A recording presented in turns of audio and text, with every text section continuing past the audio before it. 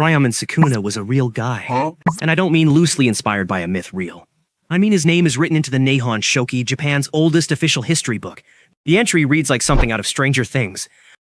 A creature with 2 faces and 4 arms, living up in Hida province, defied the emperor and robbed the people blind. So the court sent a general into the mountains to put it down. Nothing seems wrong with that paragraph except for the fact that it was written by the same court that sent the army, roughly 340 years after they assassinated Sukuna. That should bother you.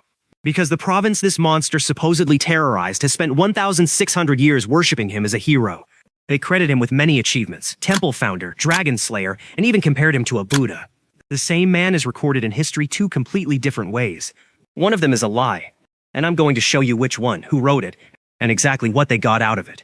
By the end you're going to realize Gege Akutami never invented the King of Curses. He just printed the correction 1,300 years late. The Nihon Shoki is Japan's oldest official chronicle and was written for the imperial court.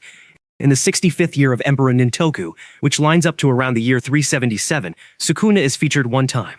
1. Here's its translation. In the province of Hida, there was a man called Sukuna.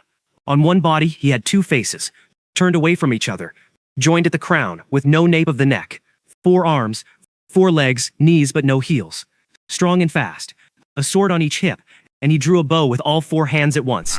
He defied the imperial command, and he plundered the people. So the court sent a general up into the mountains to kill him. His name was Naniwa no Neko Tekafurukuma, ancestor of the Wani clan, and he successfully completed his job, saving the people of Hida. That's it. That's the whole recorded life of Ryomen Sukuna. A genetic freak who refused to obey the command of the imperial Japanese court, robbed everybody, and eventually got put down by a real named officer with a real family line. Now pay attention here because this is where it starts to get confusing. The Hida province of the Gifu prefecture apparently never got the memo. Go to Takayama today, up in the mountains of Gifu, and you'll find yourself a temple called Senkoji, founded about 1,600 years ago by the man Ryomen Sukuna himself. He's not the villain in that story, he is the founding patron. Go to Zenkyuji in same city and you'll find the same thing. Their statue shows him in armor, holding a spear, a staff, and an axe in those 4 hands. Down in Seki, the temple Nichiryubuji tells you he's the man who killed the venomous dragon of Mount Takasawa. Up near Mount Iyama, he put down an Oni called Shichino. An Oni is a traditional Japanese demon, and defeating one is no small feat. That's why Mount Iyama still preserves a relic from his victory today. The legends say he came up out of a mountain cave carrying a copy of the Lotus Sutra. Then he walked across Hida, teaching people to farm and plant cypress. By the 1600s, they're writing him down as an incarnation of Guzukanan. They are literally comparing him to a Buddha, an enlightened being that millions of people spend lifetimes trying to achieve. Senkoji still keeps that Kanan sealed behind doors as its hidden main image. So one document says monster, but an entire province says saint, dragon slayer, and cites Sukuna as the reason their temples are standing. Both of those cannot be true. One of them is lying. And you don't have to guess which one, because the Quartz Chronicle did this to other real people too. So let's talk about how that book actually works, because the Nihon Shoki has a dedicated fake lore writing department for this. When a clan out in the provinces refused to bow to the Yamato court, the Chronicle didn't call them rebels. It called them Tsuchigumo, earth spiders.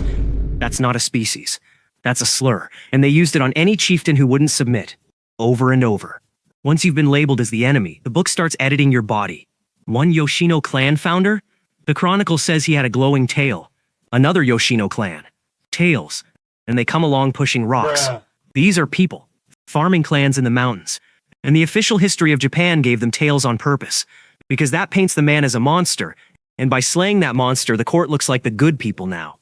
So in the same book, from the same court, in the same generation, hands a mountain leader in Hida a second face and 2 extra arms. That's the same pen doing the same job.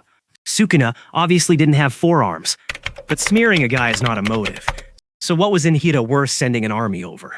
The answer is sitting in Japanese tax law. In the year 757, the court passes the Yoro Code, and inside it is a clause written for one province and one province only. Hida. Every other province in Japan pays its tax in rice or cloth. Hida is allowed to pay in people. Specifically, carpenters. Around 100 skilled woodworkers every single year march down out of those mountains to work in the capital. And that arrangement ran for almost 500 years. They had a name, the Hida no Takumi, the experts of Hida, and they were cutting the same cypress Sukuna's own legends say he planted. You have absolutely seen their work. Todaiji, Kasuga Taisha, the great temples of Nara and Kyoto. The buildings the imperial court put up to prove heaven was on their side. All of it raised by the hands of one province. The province that same court's own chronicle called a monster's den. Read that back slowly. They wrote the guy up as a four-armed demon, killed him, annexed the region, and then spent 5 centuries importing its craftsmen to build their holy sites. That is what an acquisition looks like when you also get to write the history. If Imperial Japan was still here today, BlackRock would be shaking in their boots. Now flip to Jujutsu Kaisen, because Gege did not pick this name at random. In JJK, the legend classifies Sukuna as an imaginary demon. Imaginary, as in a thing sorcerers agreed never actually existed, except the story's whole point is that the legend is wrong. Sukuna was a human being, a sorcerer called the Disgraced One, who was so far past everybody in the Heian era that the record turned him into folklore instead of a man. Do y'all see the correlation? That's the Nihon Shoki in reverse. History took a man and painted a demon. Gege took the demon and painted the man back. And then chapter 257 goes even harder. Sukuna's 4 arms and that second face aren't a curse or a technique. He was a conjoined twin, and he ate his brother in the womb. He's carrying his brother's body on his back for 1,000 years. Now the bonus, because this one genuinely broke me. Historians have argued over that Nihon Shoki passage for decades. 1 body, 2 faces turned away from each other, 4 arms, 4 legs. That is also a very good description of 2 men standing back to back. Twin brothers. Gege took the actual academic theory about the actual historical record and made it canon, which leaves one thing unexplained. The court won. The court wrote the book, and the book is the record. So how is Hida's version still here at all? And why didn't the court force Hida to deface Sukuna?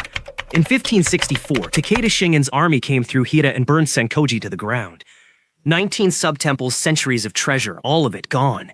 One thing survived. That Kanon. And to this day they keep it sealed, and they open the doors and show it once every 7 years. Think about what that actually means.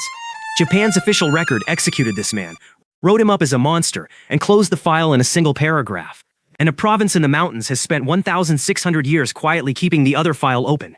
Through the army, through the fire, right up to a set of doors that open once every 7 years. The court got the paragraph, Hida got the man, and 1,300 years later a manga artist opened the same book, saw the same trick, and handed the king of curses his humanity back on the page. 4 arms he never had, 2 faces he never had, 1,600 years of being the villain in somebody else's paperwork.